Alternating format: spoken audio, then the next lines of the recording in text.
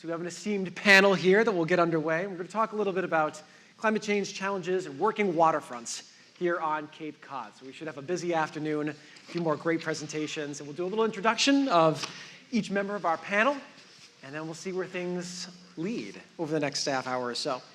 So first off, we have Doreen Leggett from the Cape Cod Commercial Fishermen's Alliance, who says she feels most comfortable holding a notebook. Not up here. No notes. No notes today. Been writing stories since she was in second grade.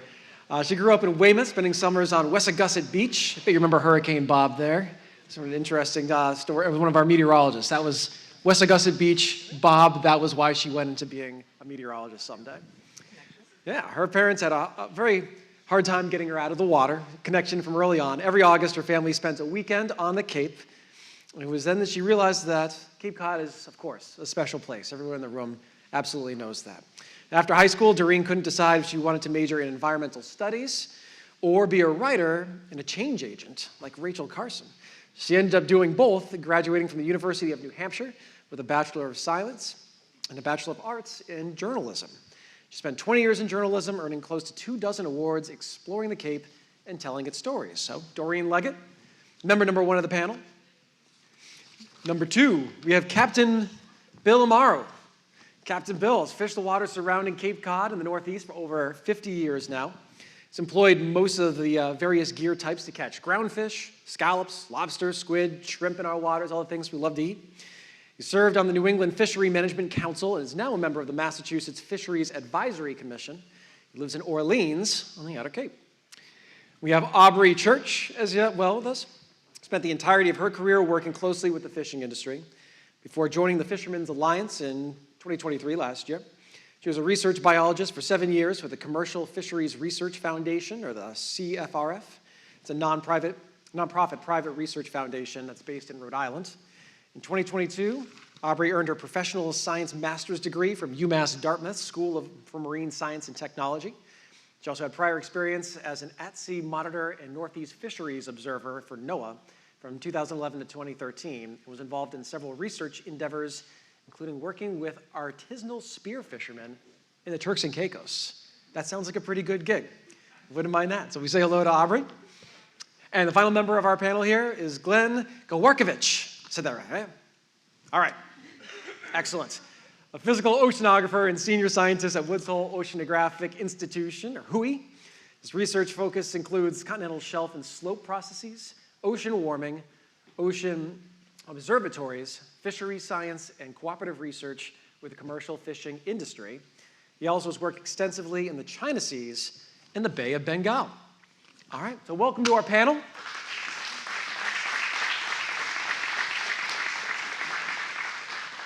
Who wants to lead us off? I'll lead. All right, Doreen's up. I just wanted to say thank you. We're happy to be here. And I usually don't use a microphone, so I feel like I'm doing all right with this right now. So I know that everyone just had oysters, so people are going to be extremely smart because of the B12, so there's a lot of brain health happening right now, so that should help. I wanted to start with Captain Bill Amaru, kind of set the stage a bit. People talk a lot about warming waters and how the Gulf of Maine, a place that many Cape fishermen know well, is warming faster than any other water body. Could you talk a bit about the changes you have seen in the ocean and how it has changed the species you have fished for and how you fish? Yes, I'll try to do that. First, I want to say thank you to all of the people who have come here to listen to this today, and to the whole motivation behind the idea that we have the ability to have an impact on the direction of our futures. It's very critical that we all understand and participate to the level that we can in this, because it's, from my perspective, and I guess this is the way you should start to talk, the impact of climate change is enormous in the oceans. And as a commercial fisherman, especially one with a long history, I've been at it for half a century. I like to use the century term because it makes me sound older. And it spans two different distinct periods of time, late 20th century versus the early 21st century. There's a great motivation in being threatened by something that would prevent you from a cultural or economic way of life. And that's what we find is happening in our fisheries. Most of us have had to adapt already to significant changes in the patterns of the fish that we pursue because they're not reflecting the historical patterns of the past that we learned. So we don't have access to the ground fish in New England that we once did. And it's an amazing thing because there isn't that much in the exterior world unless you really pay attention, like this past winter with virtually no snow and hardly any ice. Certainly no saltwater ice that used to be ubiquitous on the Cape back in my youth. Going out spearing eels through foot-thick saltwater ice on Riders Cove and in Pleasant Bay, watching vehicles driving around on the frozen surface of Pleasant Bay in the late 60s and early 70s. Those temperatures simply don't happen anymore. And the impact on the environment and the water, where the creatures who we pursue live in a much narrower range of temperature, certainly than most mammals on land can withstand. We're talking about temperature ranges of sometimes as little as 5 to 7 degrees Fahrenheit. It has to be within that range or they'll leave the area and seek an environment that's more favorable to their existence. Cod is one of those fish. So our cod populations, even though they had been overfished heavily, they're no longer overfished, but their populations don't seem to be recovering, and they're no longer here for us to catch. Chatham used to be one of the major ports for landings of cod, Provincetown as well. There's virtually none of those fish landed any longer. So we're targeting fish that will live in the temperature ranges that we have. And the primary target fish for our region used to be something we all tried to keep away from, dogfish. I'm sure you've heard of them. A small shark-like critter that invades our coastal waters during the summer. And the other is the large winter skates that we have on the shoals and in the waters around the Cape. Those make up virtually all of our catch. Maybe 98% of the fish landed on the Cape now are those species. So, but it's not all doom and gloom because there are fish recovering that come to our area here that never did in the past because the waters were too cold, and now it seems to be quite tolerable for them, and those species are fish like black sea bass, summer flounder, aptly named because they come here in the summer. When winter flounder have passed away for the most part for a number of reasons, but one is climactic, the other is simply environmental changes and predator-prey relationships. Lots and lots of seals that eat all of these fish that we compete with them for. So we have a good scallop resource still, ocean scallops. Bay scallops too in certain bodies of water where the levels of oxygenation are still substantial enough. And we keep on trooping. And the lobster industry, which also needs cold water, is so far in the Cape waters holding its own. To the west of us, not very far either, Nantucket Sound over to Rhode Island Sound and the waters in Nantucket. South and to the west, the lobster population has dropped off considerably, and it's definitely because of the changing temperatures of the waters. Lobsters need cold water. Gulf of Maine is doing quite well despite the increasing temperatures there. We don't know how long that will go on. There is some indications that larval survival is dropping considerably in the lobster resource, and that's bad for the future. We all know that. Some new regulations just went into effect to protect lobsters that allow them to grow another cycle before they're subject to the fishery, and now allowing another hatch to occur. So I can only say that the number of boats that we still fish out of the ports in Chatham, at least, is substantial, and they're mostly small, owner-operated, sometimes single-handed boats that are fishing for low-value, high-volume fish like dogfish. They get between 22 and 24 cents a pound for dogfish. Here we are in the year 2024, and we're actually getting the same price we were getting 25 years ago for dogfish, despite all the increases. Skates are doing a little better. We're doing between 50 and 70 cents a pound for skates, but we're limited to about 3,400 pounds of those a day. High cost of fuel, and you know the game, right? Everything is getting 10 times more expensive than it used to be. And the fishermen just hold on, pray for the best, get a second or third job in the winter, and keep on trucking. Sure. Thank you.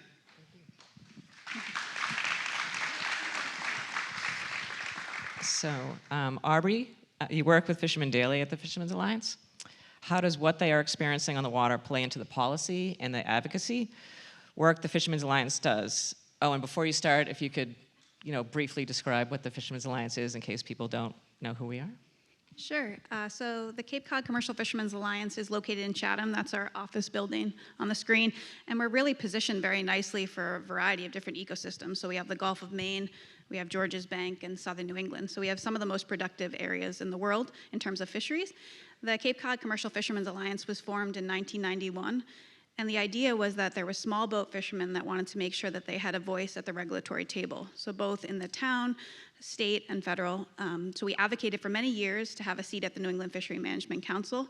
And fishermen are a lot like farmers, so they're dependent on weather. And so ultimately, they had to decide sometimes whether they would go to a regulatory meeting or go fishing and provide for their families. So as the fisheries policy director, I'm being there as an advocate for them and providing a voice for them, so bringing their expertise and knowledge of the ocean environment to these meetings. But also it's a two-way street where once I learn something at some of these meetings, making sure it's being brought back to fishermen so that they know when to participate in the process. We know that commercial fishing is really important here on Cape Cod. It's an integral part of our heritage, both fishing and shell fishing. If we didn't have it, we wouldn't have tourism here, as well as the delicious seafood that we all enjoy. And so really we're making sure at the Fishermen's Alliance that we're advocating for sustainable fisheries, for strong working waterfronts, and making sure that we're thinking about climate resilient fisheries and how we can best protect both young men and women who are getting into the workforce, as well as generations of fishermen here on Cape Cod. So Glen, I always found your description of how climate change is making the Gulf Stream more wiggly and increasing the prevalence of warm core rings fascinating, a little scary, and I've heard it a couple times, and I always like to hear it again to make sure it cements in my head. I don't know if you could explain why that is happening and what it means? So that's a great question, Doreen. So I'm a coastal physical oceanographer, so I study ocean currents as well as temperature and salinity. And so because I'm interested in temperature, I've also gotten involved a lot in ocean warming studies. We've been studying the warming of local waters for at least 10 years. And also, about 10 years ago, I got involved with the Commercial Fisheries Research Foundation, and we've had fishing vessels collecting profiles of temperature and salinity, and Aubrey was very, very much involved with that. But it was a real surprise to me in January 2013. We had a meeting with members of the commercial fishing community, and they listed the important things that they were seeing in terms of changes. And it was Fred Matera, there from Rhode Island, who said the number one thing we're seeing is more Gulf Stream water on the continental shelf. And I hadn't heard this from anybody in the academic community, and we listen. We've had at least probably 10 peer-reviewed studies about these changes associated with the Gulf Stream. And there's one process in particular that we've studied, which is mid-depth intrusions of salty water there. And the Gulf Stream is actually sending large eddies called warm core rings, and these in turn actually send warm salty water up to 60 nautical miles onshore of the edge of the continental shelf. And this type of process has been known about since the 1930s, but we actually mapped one of these features just 3 summers ago there. The frequency of these have increased by 70% in the last 20 years. And I think one of the really important messages from today is just how quickly everything is changing there. The edge of the continental shelf used to be a barrier to this warm, salty water from the Gulf Stream there. It's not anymore. Offshore waters are getting onshore. And as Bill mentioned earlier, these warm water species there are more prevalent. And so we want to learn more about how these ocean processes then there are related to it. Also, the atmospheric jet stream is changing a lot. In 2012, we had much warmer temperatures. It was the first time I really noticed the effects of climate change in the coastal ocean because the temperature anomaly was about 12 degrees Fahrenheit. It really hit me over the head in 2012 there. So we're in a real special area because we're affected by both the jet stream and the Gulf Stream. Oh, actually, if you could, can you talk about the Shell fleet a little bit? Oh, The yeah, Fishermen yeah. Collaborative Science? That'd be great. I worked with Aubrey for a long time on commercial fishing vessels actually taking these profiles. And there's an instrument called the CTD, conductivity temperature depth, that measures the salinity and the temperature there. And we have vessels taking profiles every 2 weeks. This was critical during the pandemic because NOAA was not sending research vessels out. And the commercial fishing vessels were out there every day during the pandemic. One of the most important things about this is the dialogue, because twice a year I go to Rhode Island and talk about the profiles and what they mean there. And I'm really happy to say that we'll be establishing a second research fleet based in Chatham. We just got the letter of intent. We'll be purchasing equipment this week. And so we want to get even more of this cooperative research going. Great, thank you. Aubrey, do you want to add to that just a little bit? And then, Sure, and I'll add, so there's also another program that commercial fishermen are involved in. It's called EMOLT, or Environmental Monitoring on Lobster Traps or Large Trawlers. It's another collaboration where fishermen use temperature depth instruments and they get real access, just like the Shell fleet, to bottom water temperature. So when the gear comes on board, it automatically wirelessly talks to a computer, and fishermen are able to see the temperature at the bottom, whether it's been soaking for 7 days if it's lobster pot or dragging. And so fishermen use this as a way to refine their fishing practices, but it also allows them to connect with scientists in the region. So it really creates this great partnership, as Glen mentioned. And then for scientists, it's a real win-win because they're getting access to near real-time data. And so the more we learn, the more we can better understand our environment and highly dynamic area, and also think about how to manage things more appropriately. Bill, did you want to add to the fishermen scientists? Well, I thought Glenn did a great job, but do you have anything else that you want me to speak on specifically? Otherwise, I'd just like to ask the audience if they have any questions, Oh, sure, that's great too. if we have the time. I'm interested, we're involved in counting herring as they're coming up our herring run, and I'm just interested in your comments on what's happening to our herring population. It seems to us, I've only been on the Cape recently for the last 6 or 7 years, and we've only counted for 5. But it seems like maybe the population is coming back very slowly. I just wondered how is the herring population affected, impacted by what's happening with commercial fishing? Oh, it's having an enormous impact. I mean, it is the underlying reason that there aren't enormous runs of herring. I think the environment, most of the pond waters are clean enough, and the flow, especially after a year, 2 years like we just had, is substantial. But and the federal government and the state are both working on management plans. This is a story that could go on for the rest of the afternoon, but we have a new plan in development at the federal level that will hopefully push the super trawlers. This is a fishery that's pursued through very, very large trawlers and very large amounts of fish. And it could be sustainable if it was in balance with what the populations could produce. But they were overexploited for a number of years, and so we are at a low point. But hopefully, within the next couple of years, we'll see a better plan come through, and there'll be better management. Super trawlers, you think, that's kind of what we were guessing. Right, yes. Well, there's a fishery called the pear trawler fishery, where 2 giant vessels with 10,000 horsepower between the 2 of them fish with a net bigger than this building, and they catch very, very large numbers of herring.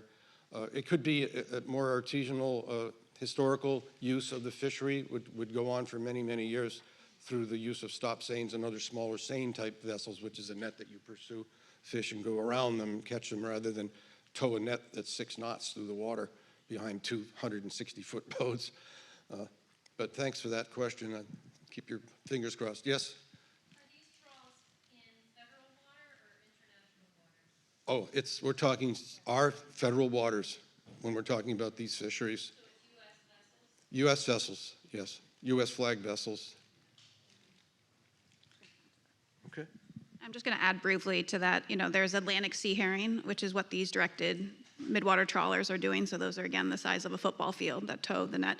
and they indiscriminately interact with river herring, which is what you're referring to in the rivers. And that can happen as they're spawning and they're trying to travel back to their natal rivers. So that's where the conflict comes in.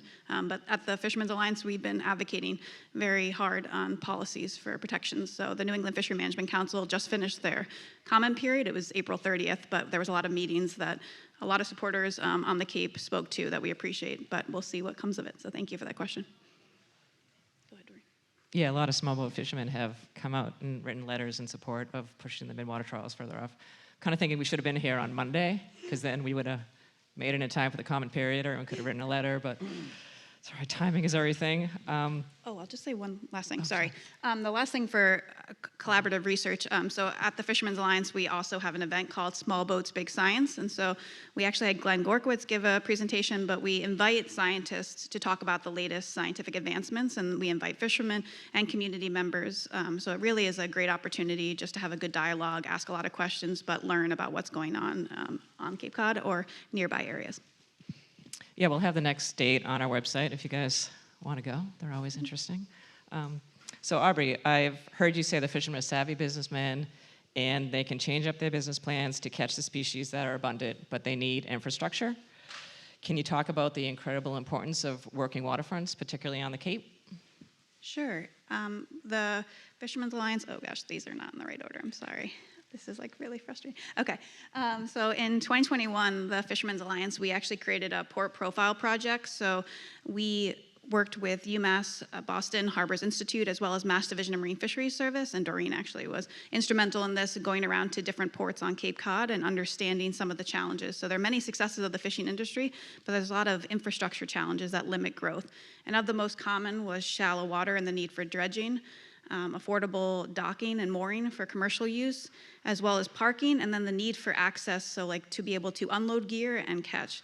And so we really wanted to make sure that we were educating town officials of how they could be most useful and helpful to the community members. As we know, commercial fishing is the fabric of our community. Our fishermen are resilient. They can handle, different species migrating to their waters. They're always going to be able to fish, but if we don't have the infrastructure in place, then they're not able to do their jobs. And on Cape, we're struggling with not only climate change, but gentrification and kind of pushing out the commercial fishermen for hotels or condos. And so it's really important for Cape Cod that we support the fishermen here and that they're the fabric of our community.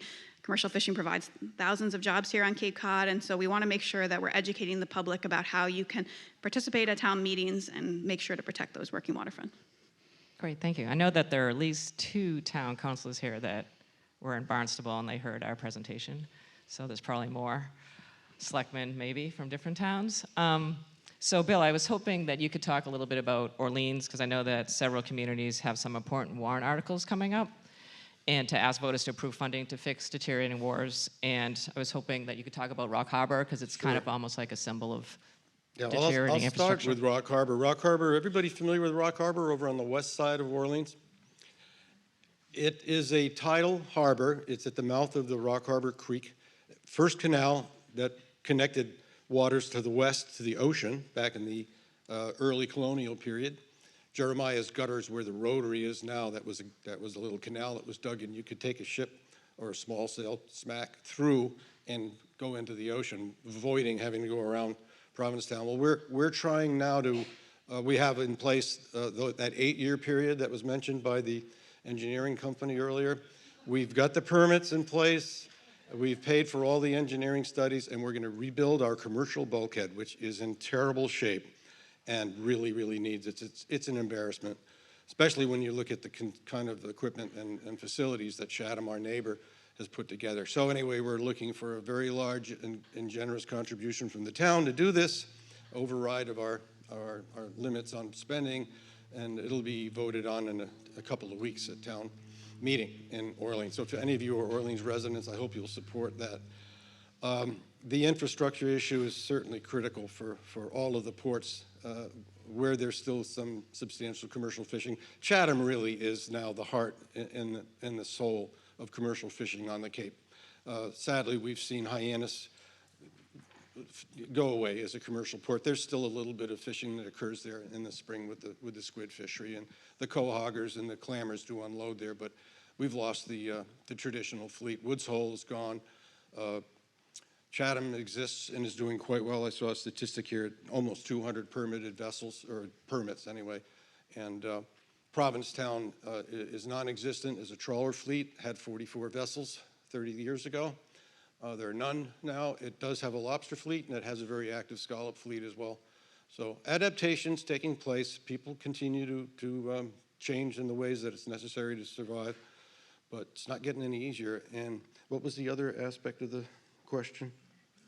Actually, I think you covered it, except I did want to say that Barnstable is coming back. I just wanted to clarify that for anyone here who's in Barnstable. They are actually just, because they have diversified to different fleets, and they're like small pockets of commercial fishing doing really well, and they actually just surpassed Chatham as far as Barnstable?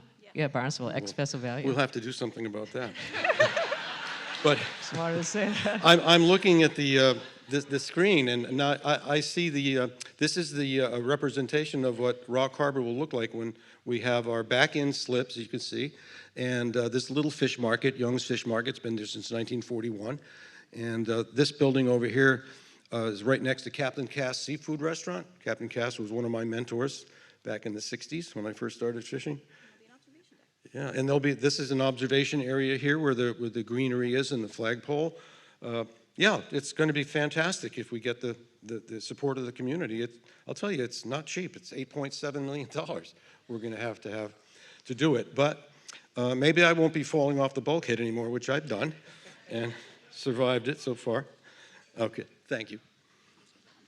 And just, I know Bill mentioned the cost of it, but I think it's important to note that in Rock Harbor and New Orleans, it brings in about $2.7 million, I believe, is annually. And when you think about the multiplier, usually for any kind of port, it's about 3.1. And that means that like once the fish landed, it doesn't just go there. It goes to support businesses, ice, manufacturers, seafood businesses. And so when you think about that, it's really close to about $7 million. And I hate to put the number because there's no price on cultural identity of Cape Cod, but I do think when you think about it that way, that it actually brings quite a lot of economic value here to Cape Cod. Yeah, I agree. Thank you for saying that. Actually, that brings me to my next question, which is I wanted to give Aubrey a chance to talk about climate winners. Like, so if we have the infrastructure, there's different species that'll come in particular about black sea bass. As water's warm, what should people know about what may be good opportunities to eat with the ecosystem? Yep. Sorry, I'm just getting to the slide because I think it's helpful to show people. It's not in the right order. So just a few different things just so people know. The Cape, what's really unique and special about it is that there's diversity of gear types here on Cape Cod. So we're small boat business owners, but there's hook and line, there's bottom longline gear, there's lobster trap for both lobster and jonah crab, but also fish pot for black sea bass and scup. There's bottom otter trawl, you can go for ground fish, as well as squid. We have sea scallop dredge, and then we also have gillnet. We also have fish weir. We also have conch pot traps. I don't have them all listed, but there's a diversity here on Cape Cod. And I just wanted to kind of highlight that we always think of climate change as this big global phenomenon, but it's clearly begun to affect people here at a more local and regional scale. And we know that marine species are very temperature, they have this thermal tolerance, and if they exceed that, they can respond to marine warming in different ways. And so some of them may shift northward into deeper, cooler water, such as American lobster. Others can increase in abundance. So that's what I think of a black sea bass as kind of a climate winner. It's not only found down south, but also highly abundant up here as well as in Maine. Jonah crab is also taking off. And then those that decrease in abundance is Atlantic cod. It can be, more restricted by the thermal tolerance. And then this is just a kind of a great infographic when Glen was kind of talking about some of those warm eddies. They make those circular gyres, and that brings really warm, salty water from the Gulf Stream. And then regarding consumers and how to eat more local, we always want to encourage people to shrink the geographical distance between the seafood. You want to make a connection not only to the ecosystem, so you want to think about water runoff, fertilizers, other ways that you can help support your waterways, but also making sure that you have a connection to the fishermen that are bringing in the seafood. And we also want to make sure that you eat a diversity of seafood. I feel like everyone, always talks about cod, shrimp, tuna, what else? Salmon. But it's like, why don't we think about fish? They eat a mix of prey and predator species, right? So why don't we have a diversity of local seafood? There's abundance of species here on Cape Cod. And when you ask your local seafood market for what's local, you're not only helping support by reducing your carbon footprint, but you're also creating a market for fishermen who are able to catch those species year round. And so I do think that's always an important part. And then I also wanted to mention on our Fishermen's Alliance website, we have a list of all local seafoods stores and restaurants that support local seafood. So that's just a resource for you if you're trying to figure out where to buy local seafood. We also have a recipe page. And then because we're in Barnstable, we're doing a collaboration with an artist named Mike Palmer. And so it's at the Barnstable Town Hall, and it's running through June 28th. It's free. But it highlights great, beautiful artwork of all the local seafood species here in the area. But it also talks about the ports on Cape Cod and what species are landed there, and also like seasonal availability, so when you can find that species. So I just think it's an educational thing, and it's also free, so just wanted to mention it. Great, thank you. And then I know that, so Glen, I wanted to ask you, just because WHOI is an internationally known organization, I know that you talk a lot to different, like it's really great that you're here because you're kind of in demand. So I didn't know if you could talk a little bit about what changes you are anticipating in the next 5 years, like what you're seeing maybe in your crystal ball. That's always a tough question to answer. But I just want to talk about two things. One is marine heat waves. And there was a scientific paper in 2015 that took the idea of heat waves from the atmosphere and then tried to apply it to the ocean. And it's the top 10% of a temperature recording relative to 30 years for that particular day there. And so that there's been a lot of research about that. And there's a number of studies that have projected forward, and these marine heat waves are predicted to occur more frequently there and be more intense. But there's a second one that actually affects, I think, a lot of the different topics at this meeting, which is storms.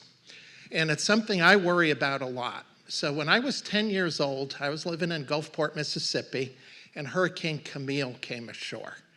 And it was Category 5, and there were only house foundations for a half a mile inland from the beach. It's something I've never forgotten there. Happened to be the next day, my father flew back from Vietnam after a second tour, too. So it was a challenging time for our family, I can assure you. But this warming really, really affects the storms. Eric knows much more about this than I do, I should add. But one of the things about the ocean warming, one of the things that's protected southern New England is something called the cold pool. It's the cold water that forms in the winter. In the summer, it warms at the surface. That cold pool has been warming at a pretty good rate. We've been fortunate, if memory serves correct, was Hurricane Bob the last hurricane that actually hit Cape Cod, 1991. I remember that very clearly because we had a four-month-old baby in the house there. But it's something I worry about, and I want to mention specifically, we're seeing conditions that are challenging to model.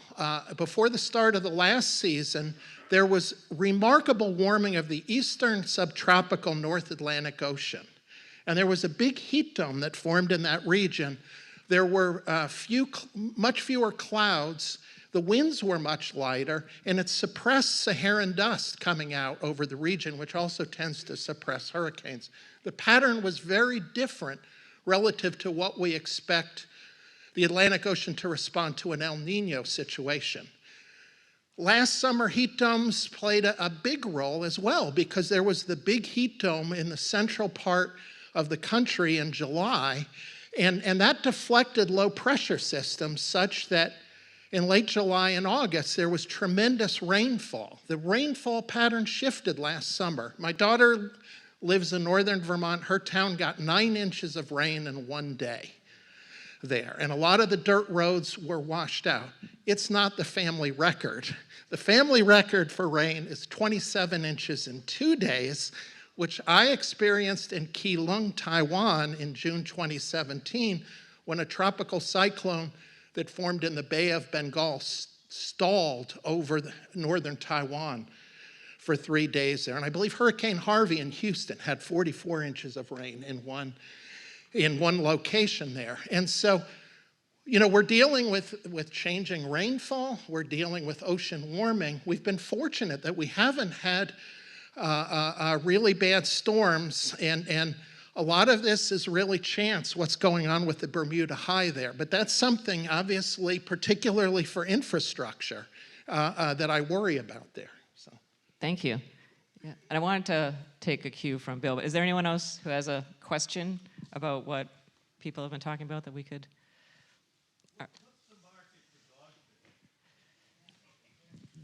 The market for dogfish is export. It goes to Europe and it goes to Asia. It's frozen in New Bedford mostly. And it's marketed in different parts of the world as different things. In our country, we have to call it dogfish. We had a little time where it was rock salmon. But it didn't last very long when the Commerce Department got a hold of that. So, but that is, and it's not a bad fish. You know, it's sad. That, you guys ought to try and have some dogfish. Talk to your purveyor, talk to your fishmonger, and see if they can get some fresh dogfish out of the Chatham fleet when we start fishing for them, which will be in another month or so. And treated correctly and served, cooked right, it is fine. It's delicious. Could you just comment how climate change and access to the ocean has affected the Chatham fleet? Yes. Should we repeat the question, or can everyone hear it? Oh, do you want me to repeat it since I have a mic, or? Yeah, well, with the Chatham cut being changed after the storm, the storms, and All right. the So, access to the water for the yeah, the question is, how are the changing inlets that are lead into Chatham, because we have 2 or 3 of them now, affecting what we can do as commercial boats? Well, you notice the picture here in front of you. We have a fairly small size vessel fleet. This is a very, very small fraction of it, and that dredge is there because he's dredging our channel. We do have a real serious problem with shoaling. And it has made getting in and out, especially this past calendar year, last summer was really, really tough. We had to have half tide or better for a boat that drew 3 feet to get out of the harbor. It has made it much harder and more dangerous. Boats went aground last year. We had a couple really serious incidents with surf breaking over the tops of these boats. No one was lost, but there was some significant damage. It's always been a challenge. Chatham is historically a very difficult harbor to negotiate in and out of. It's directly facing the east. There's nothing between us but water all the way to Portugal. So we're roughly on the same parallel. That's a big ocean. And when the swells come in, which they do during the stormy periods, late summer, fall, it can be pretty dangerous.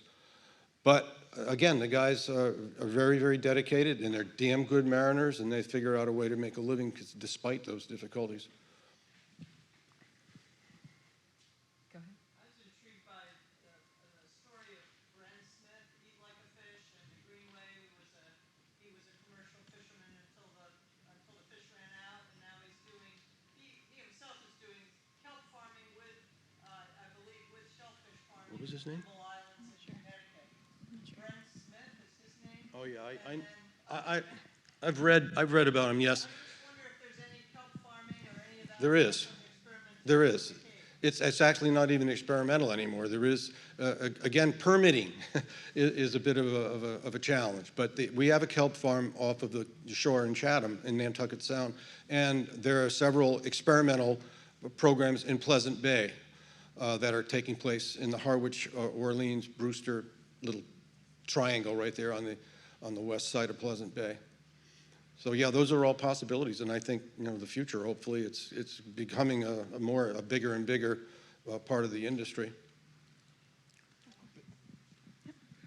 Can I ask a question? Eric, what do you see as the biggest challenge in terms of forecasting moving forward? Forecasting? Make it all you happy. Good luck. It's probably the main challenge. Forecasting, people actually get a question a lot. Does climate change impact your forecasting on a day-to-day basis? And I don't think that it does, because that's a big picture over time change. We're living in the smaller scale world of the next 4 to 7 days, 10 days max.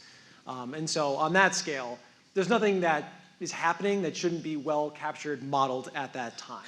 Models are never perfect. We always say that all models are wrong, but some are useful. So our job is to break down those models and decide what is the least wrong and what's going to be the outcome for us. This is also why your app is garbage. Please throw it out, stop using it, stay on Team Humans. I promise we'll give you a better forecast than whatever your app is saying. This was probably most notable in the winter time, where you get snow forecasts that are completely and totally wrong. because they're models. So our job is to look at that and say that's wrong and give you the actual thing that's going to happen, hopefully most of the time. But challenging for us, I think we're shrinking the goalposts. You know, back in the day, I like watching clips of the blizzard of '78. There were only about 2 meteorologists in Boston at the time that forecast a huge blizzard that day. Can you imagine having a generational snowstorm and only like 2 of 10 people knowing it was coming? That doesn't exist anymore. And even the snowfall maps, when we were adjusting on the fly, you know, I remember Bruce Schwegler had the map, and it was just 10 to 20, southern New England. That's it. So I always say when we forecast snow, I should say it's a little snow, it's a good amount of snow, or a lot of snow. And then everyone would be happy, because we all know what each kind of looks like. That was kind of what forecasting was. And now, you know, if we're off by 2 inches, people are angry. You know, you're trying to hit these 2 to 4 inch windows, coding to 1 inch window. So I think it's these shrinking windows. Where exactly will the thunderstorms form? When exactly will the wind shift? If it's off by an hour or 2 hours, or the snow's off by 2 inches, or the thunderstorm pops over Fenway Park instead of over southern New Hampshire, where it was supposed to be, and now the game's postponed. These are our bigger challenges. I don't think that forecasting is any worse. All the evidence shows that forecasting is much better than it used to be. But our expectations have grown with the ability to forecast, which you would expect. It's like watching sports from the 1940s. Athletes are different now. The games are different. They're a lot more athletic. So that's what we're going to have to focus on, and that's where modeling is going to have to go. And I do wonder if we've started to bump up against the best we can do in advancing forecasting on a small scale, like today's weather. Most of our advances have come in those days 4, 5, 6, 7, 8, where now you've got a pretty good idea of what's going to happen at the end of the 7-day, and most of the time that's what happens. And that wasn't the case 30 years ago. But that's still 1 to 2 day range. You know, we're getting tiny little advances and trying to get those small windows nailed. But there's probably some limit there at some point where it's still the atmosphere, it's still chaotic, there's still uncertainty. And unless you can perfectly model what every molecule out there is doing at any given moment, then you can't have perfect models predicting what's going to happen for the rest of the day and tomorrow. So hopefully that makes sense. I think that we are over our time, but Aubrey and I are always around for questions at the Fishermen's Alliance. You can call us, you can email us, you can stop by. We're happy to talk to people. So thank you for having us. Yeah, thank and you. Thank you, Bill, and thank you, Bill.